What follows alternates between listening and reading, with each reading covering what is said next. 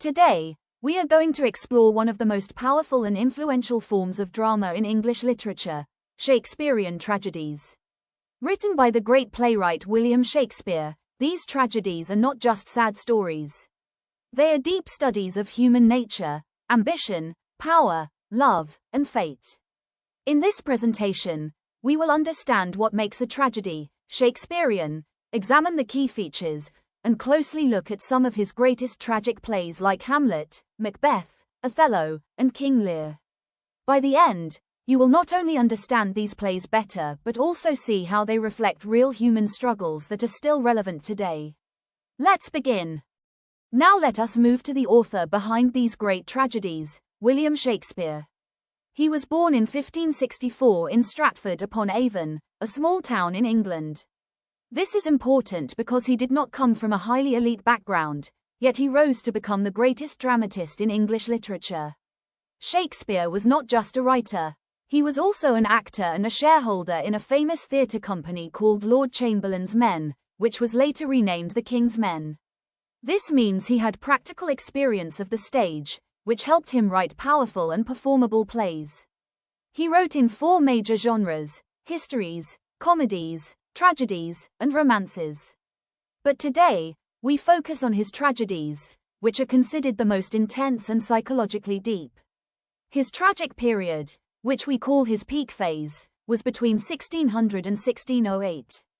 During this time, he produced his greatest masterpieces, Hamlet, Othello, King Lear, and Macbeth. These plays explore human weakness, ambition, jealousy, and madness in a very realistic way.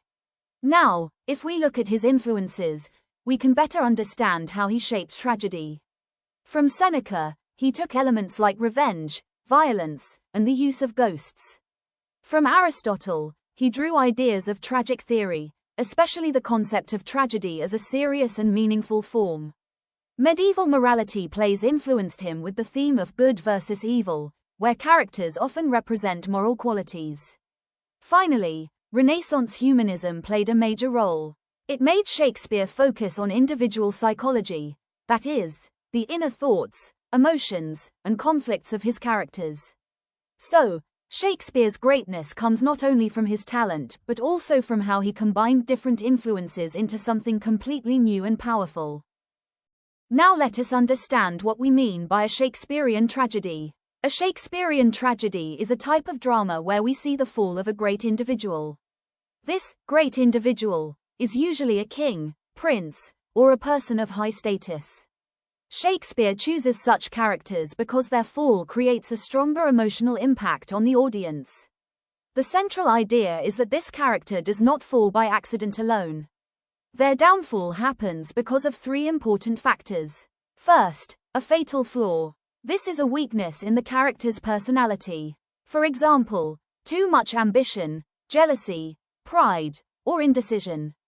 This flaw slowly leads them toward destruction. Second, fate. Sometimes, external forces like prophecy, destiny, or supernatural elements push the character in a certain direction. It feels as if something beyond human control is guiding their fall. Third, moral error. This means the character makes wrong choices. Even though they may have the chance to do the right thing, they choose wrongly, and those decisions lead to tragic consequences. All these together lead to catastrophe, which means complete destruction, often ending in death, not only of the hero but also of other important characters. So, in simple terms, a Shakespearean tragedy is not just a sad story. It is the powerful journey of a great person who falls because of their own weakness, their choices, and the forces around them. Now let us look at an important pattern in Shakespearean tragedy: the isolation of the tragic hero. As the story progresses, the hero does not just move toward physical destruction, but also toward complete isolation. This isolation happens at 2 levels. First, social isolation. The hero slowly becomes separated from society. Friends turn into enemies, trust is broken, and relationships collapse. The hero who was once respected and surrounded by people ends up completely alone. Second, emotional isolation. This is even deeper. The hero becomes mentally disturbed, filled with guilt, fear, or confusion. They are unable to share their thoughts or feelings with anyone. Even when others are physically present, the hero feels completely cut off. This pattern is very important because it shows that tragedy is not only about death at the end, but also about inner suffering throughout the play. A powerful example of this is Macbeth. At the beginning, he is a brave and respected warrior, close to his king and supported by his wife. But as the play moves forward, his ambition leads him to commit crimes. Gradually, he loses all his relationships. His wife becomes mentally unstable and dies, his friends turn against him, and his kingdom rejects him. By the end, Macbeth is completely alone, both socially and emotionally.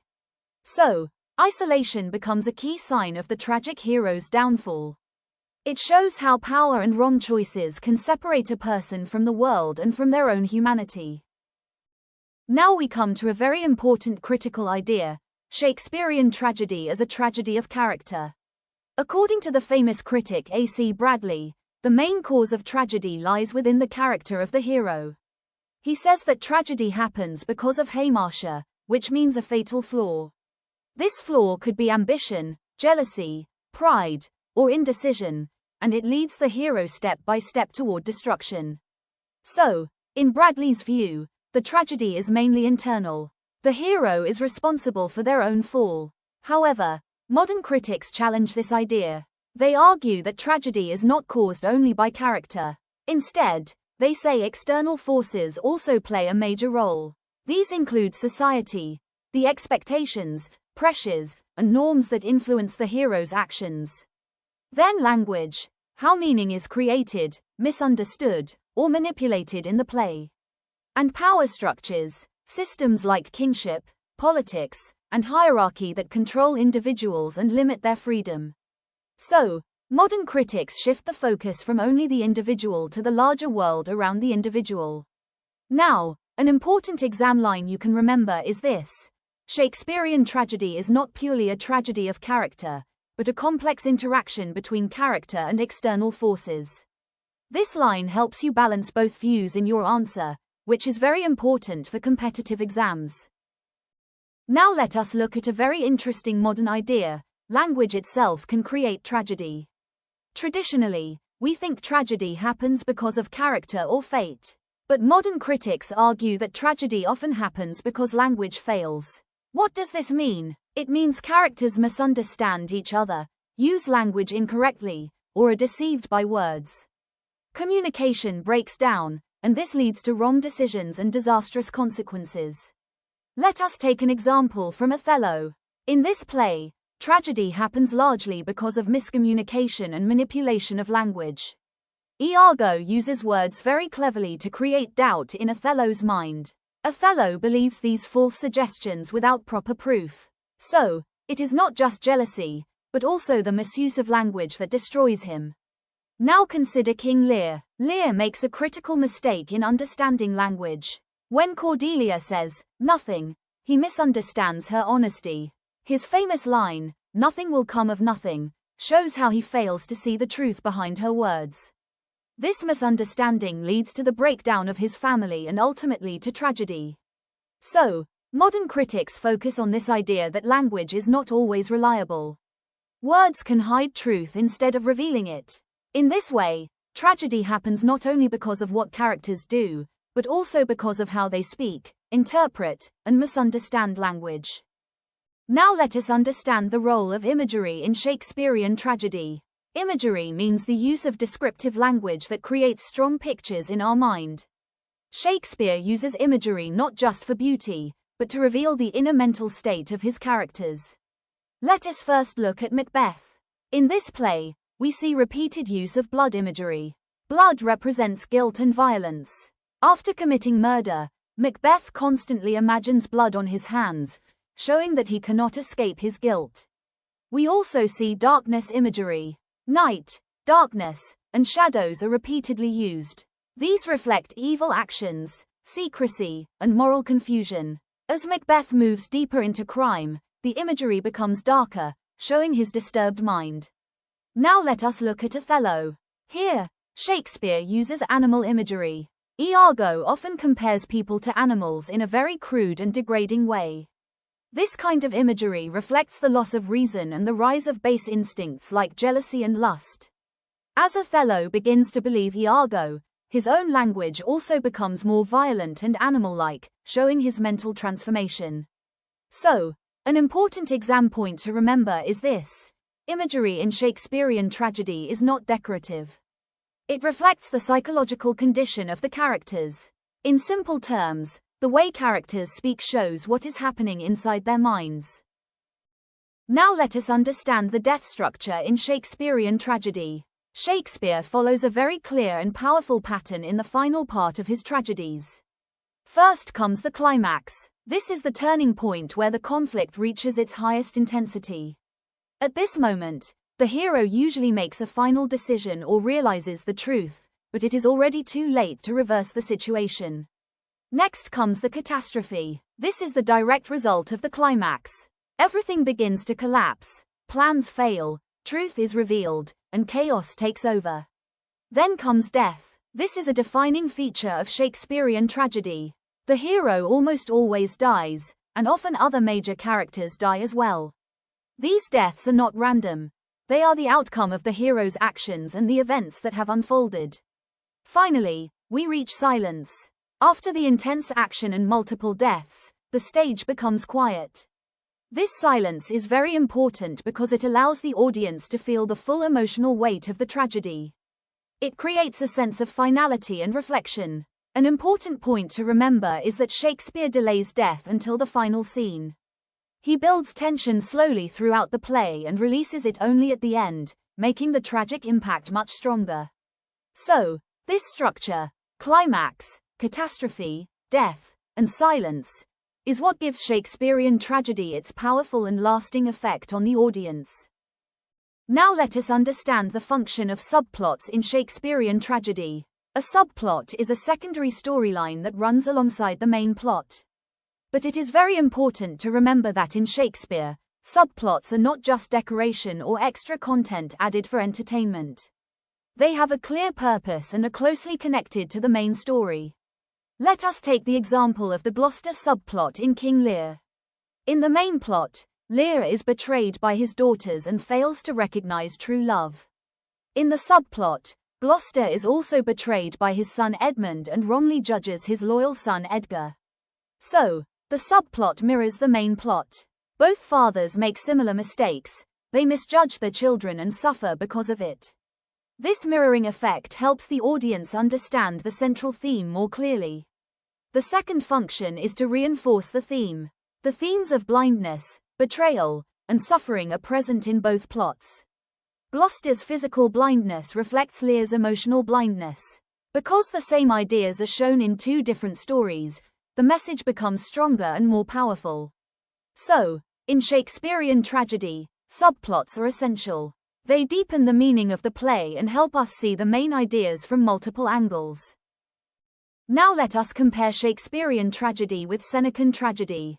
This comparison is very important because William Shakespeare was influenced by Seneca, but he did not simply copy him. Instead, he transformed and improved the tragic form. First, let us look at violence. In Seneca's plays, violence is usually narrated. This means that violent actions like murder or revenge are described by characters rather than shown on stage. The audience hears about the action but does not see it directly. In contrast, Shakespeare shows violence on stage. Murders, battles, and deaths happen in front of the audience. This makes the experience more intense and emotionally powerful. Next, structure. Seneca's drama is more static. The action does not move quickly, and much of the play focuses on speeches and reflection. Shakespeare's drama is dynamic. There is continuous movement, action, and development. Scenes change quickly, and the story progresses in a lively way. Finally, style. Seneca's plays are rhetoric-heavy. This means they focus on long, formal speeches filled with strong language and arguments. Shakespeare, on the other hand, focuses more on psychology. He explores the inner thoughts, emotions, and mental conflicts of his characters. This makes his characters feel more real and human. So, the key exam line to remember is this: Shakespeare humanizes Senecan tragedy. This means he takes the basic elements from Seneca but makes them more realistic, emotional, and psychologically deep. Now let us compare the ideas of Aristotle with the practice of William Shakespeare. This comparison is based on Aristotle's Poetics, which is one of the earliest and most important theories of tragedy. First, the unities. Aristotle emphasizes the unity of time, place, and action. This means the play should happen in one place, within a short time, and focus on a single main action. Shakespeare does not strictly follow these rules. He freely breaks the unities. His plays move across different locations, cover long periods of time, and include multiple actions. Next, plot structure. Aristotle prefers one single, tight plot without distractions. Shakespeare, however, uses multiple subplots. These subplots are not unnecessary. They support and deepen the main story, as we saw in plays like King Lear. Now, the role of fate. In Aristotle's theory, fate plays a dominant role in tragedy. The hero's downfall feels inevitable, controlled by destiny. In Shakespeare, character plays a stronger role.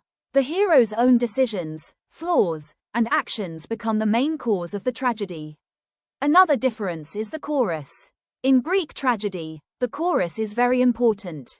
It comments on the action, guides the audience, and provides moral interpretation. Shakespeare does not use a chorus in most of his tragedies. Instead, he uses dialogue and soliloquies to reveal thoughts and meanings. Finally, the tragic hero. Both Aristotle and Shakespeare agree that the tragic hero is a noble person of high status. However, Shakespeare makes his heroes more psychological.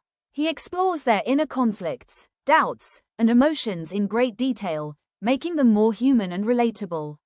So, overall, we can say that Shakespeare is inspired by Aristotle, but he adapts and expands these ideas to create richer and more flexible drama.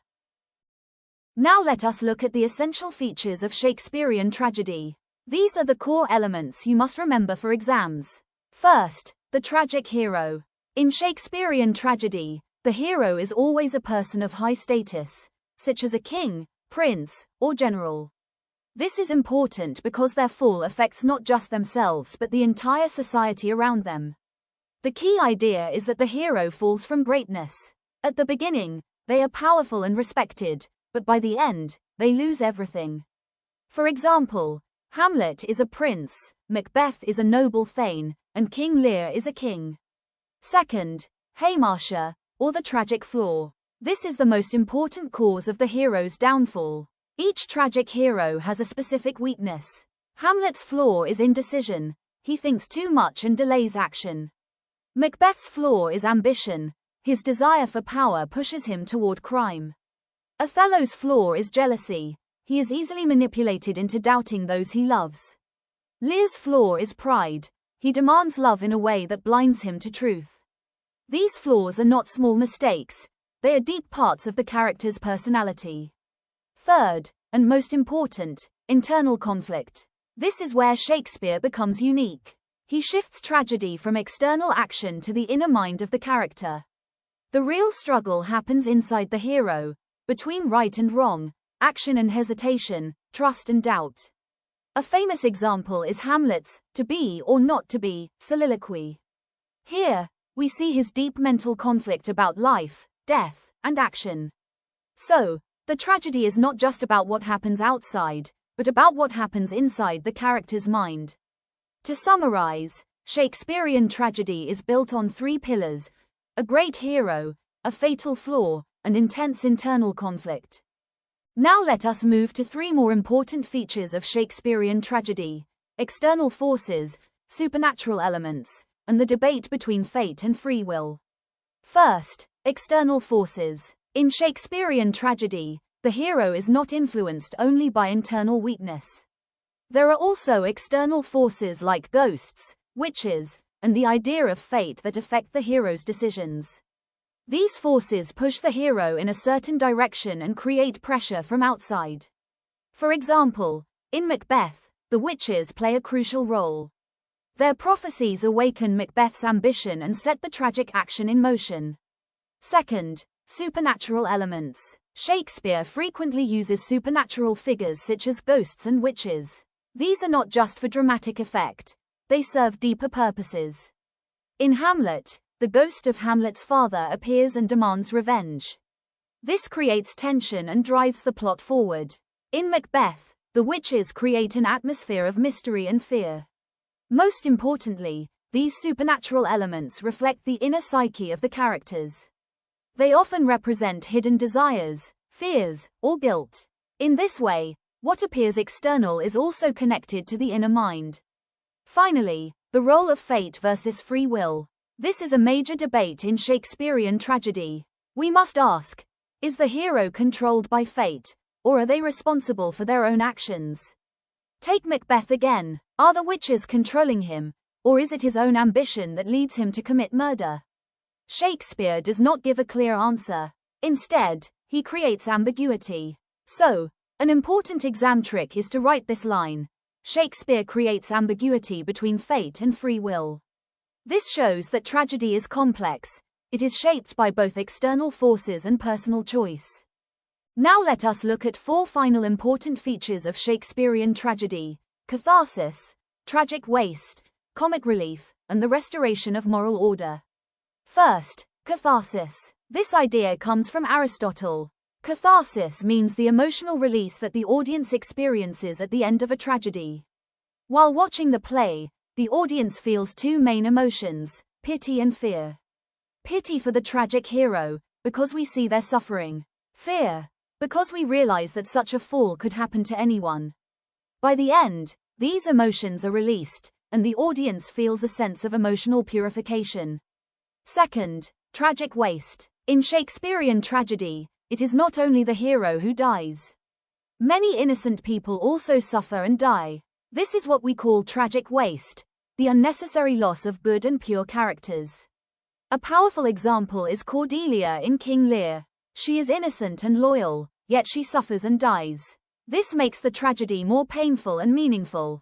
Third, comic relief. Even in the darkest tragedies, Shakespeare includes light or humorous scenes. This is called comic relief.